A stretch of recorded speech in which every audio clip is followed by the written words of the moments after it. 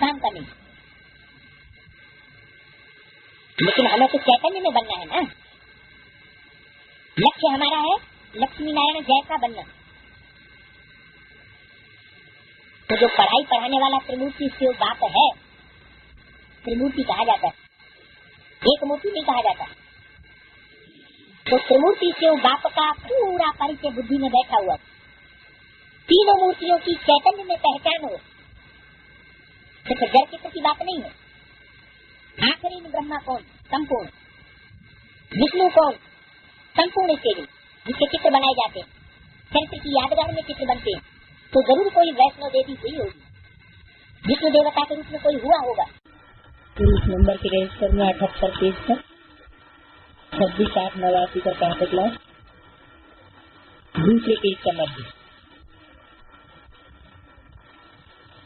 तो वैद्य किसको भी लक्ष्मी नारायण बना सकता है, जिसका त्रिमूर्ति का चित्र दिया है। ये वैद्य कहाँ पड़ा हुआ हो? बुद्धि रूपी पॉकेट में, अर्थात बुद्धि में तीनों मूर्तियों का पक्का ज्ञान बैठा हुआ है। जिसकी बुद्धि में होगा कि ब्रह्मा का पार्ट वर्तमान में कौन, विष्णु का पार्ट वर्तमान में कौन, जो प्रत्यक्ष होने वाला है। ऐसे नहीं कि विष्णु का पार्टधारी नहीं है, क्योंकि शिव अकेले नहीं आते हैं। शिव जब आते हैं तो ब्रह्मा विष्णु शंकर तीन मूर्तियों के साथ आते हैं।